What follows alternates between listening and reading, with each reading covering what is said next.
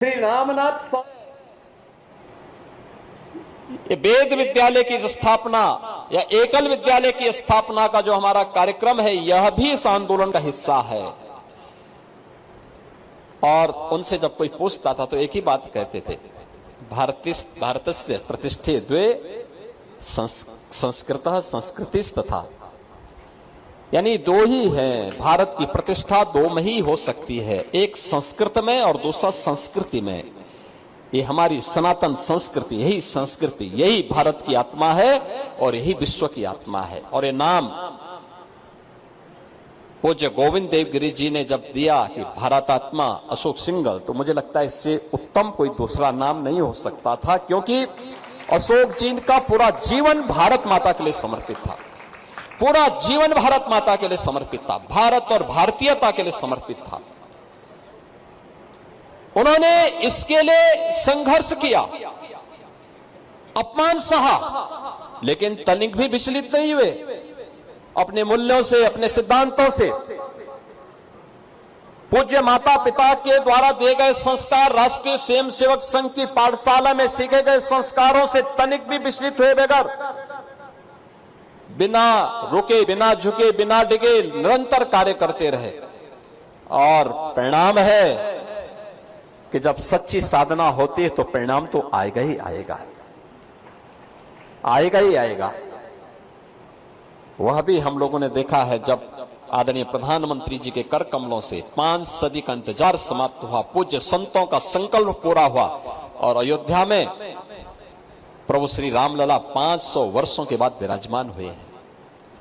आज श्रद्धेय अशोक जी को स्मरण करने का एक अवसर है, जब हम लोग इस अवसर पर सनातन धर्म के मूल्यों से जुड़े हुए उन सभी मानबिंदुओं की स्थापना के लिए निरंतर कार्य कर रहे थे।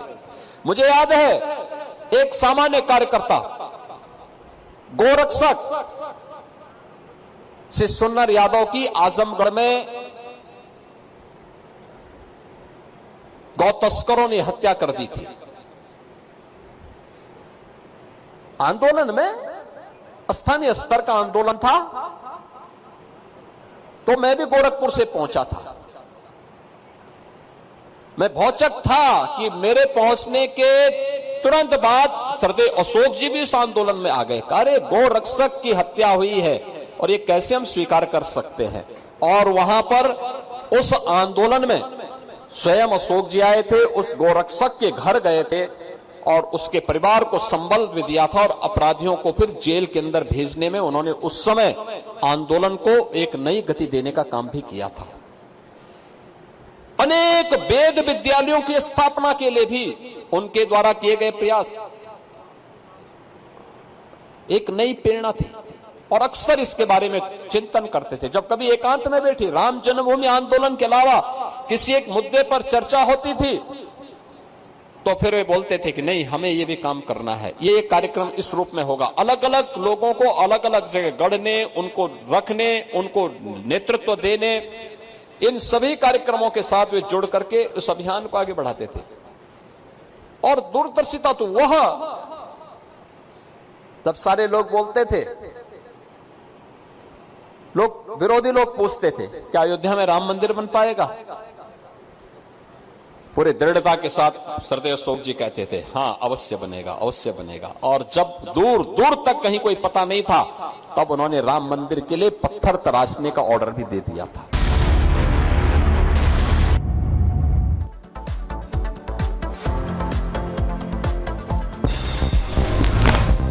केरल के मुन्नार में बाढ़ में फंसे 9 लोगों का रेस्क्यू, जेसीबी की मदद से लोगों को बचाया गया। कई घंटों तक फंसे थे 9 लोग। गुरुग्राम में भी बारिश के बाद बाढ़, सड़कें हुई जलमग्न। खराब मौसम के कारण लोगों को आवाजाही में परेशानी। वाराणसी में बाढ़ से बुरा हाल, गंगा किनारे रहने को मजबूर हुए पुजारी, लोगों की मदद में जुटा प्रशासन। तेलंगाना के भद्राचलम में लगातार बढ़ रहा है गोदावरी नदी का जलस्तर, बारिश के बाद जलस्तर में लगातार बढ़ोतरी। जोधपुर में भी दिखा मूसलाधार बारिश का असर, खराब मौसम के कारण उड़ान संचालन बाधित रहा। मुंबई के कई हिस्सों में हुई बारिश, किंग सर्कल इलाके के तस्वीर आई सामने, इलाके में भरा पानी। चीन में मौसम की मार से हाहाकार मचा। हांगकांग में तूफान के बाद आई भारी बाढ़ के पानी में बह गई एक लड़की। उत्तर पश्चिमी चीन के किंगहाई और गांसू में भारी बारिश, मूसलाधार बारिश के बाद कई जगहों पर बाढ़, लैंडस्लाइड। फ्रांस में भारी बारिश से बाढ़ जैसे हालात, सड़कें बनी दरिया, डूबी नजर आई गाड़ियां। उत्तर प्रदेश के कौशाम्बी में भेड़ियों का आतंक। भेड़िए ने 3 लोगों पर किया हमला, इलाके में दहशत, लोगों ने एक जंगली जानवर को मार गिराया। यूपी के बहराइच में इंसान नहीं मिलने पर बकरी ने भेड़िए को निशाना बनाया। एक ही रात 3 हमलों से दहशत में आए लोग।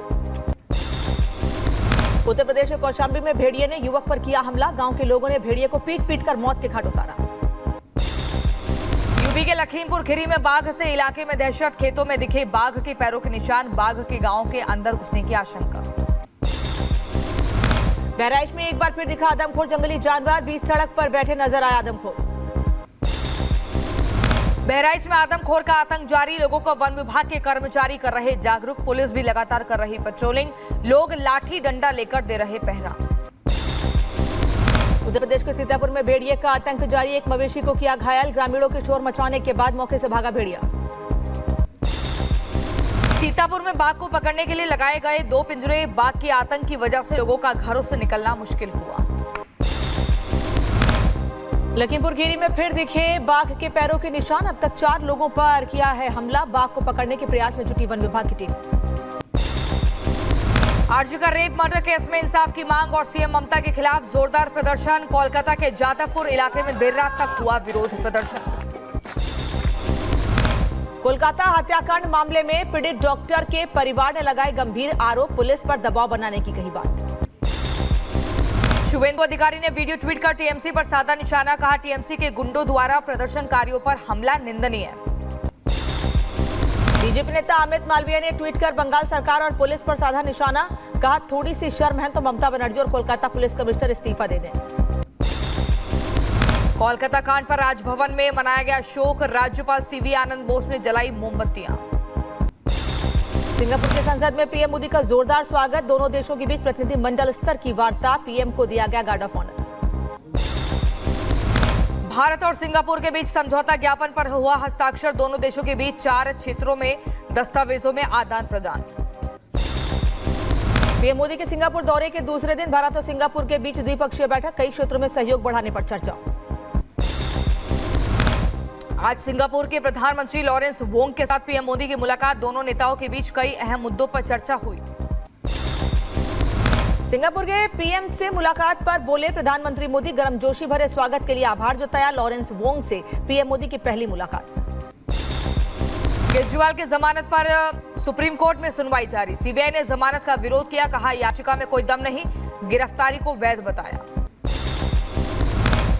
सुल्तानपुर एनकाउंटर पर अखिलेश यादव ने उठाए सवाल, पोस्ट कर लिखा जाति देखकर ली गई जान, समाधान नकली एनकाउंटर नहीं, नकली एनकाउंटर रक्षक को भक्षक बना देते हैं। सुल्तानपुर एनकाउंटर पर अखिलेश के बयान पर बीजेपी का तंज, कहा अपराधियों के एनकाउंटर पर अखिलेश यादव को होता है दुख, हर एनकाउंटर के बाद बेचैन हो जाते हैं अखिलेश। जब भी किसी अपराधी को एनकाउंटर में गोली लगती है तो दर्द अपराधी के बजाय अखिलेश यादव जी को होने लगता है। अखिलेश यादव के बयान पर जेडीयू नेता नीरज कुमार की प्रतिक्रिया, कहा न्यायपालिका के फैसले पर राजनीतिक टिप्पणी ठीक नहीं। माननीय न्यायपालिका के न्यायिक निर्णय के बाद राजनीतिक बयान दिया जाना, तो मान्यवर अखिलेश यादव जी, अरे भाई न्यायपालिका के फैसले पर राजनीतिक टिप्पणी से परहेज करना चाहिए। अखिलेश के बुलडोजर वाले बयान पर बोले मंत्री दयाशंकर मिश्र दयालु, कहा अपराधी माफियाओं के खिलाफ चला बुलडोजर, कब्जे की जमीन को सरकार ने खाली करवाया। देखिए अपराध के खिलाफ, गुंडा राज के खिलाफ, माफिया राज के खिलाफ और गरीबों को, जितने लोगों को सताया गया उनकी कब्जाई हुई जमीन को किसी सरकार ने खाली कराया। आज उत्तर प्रदेश में कानून का राज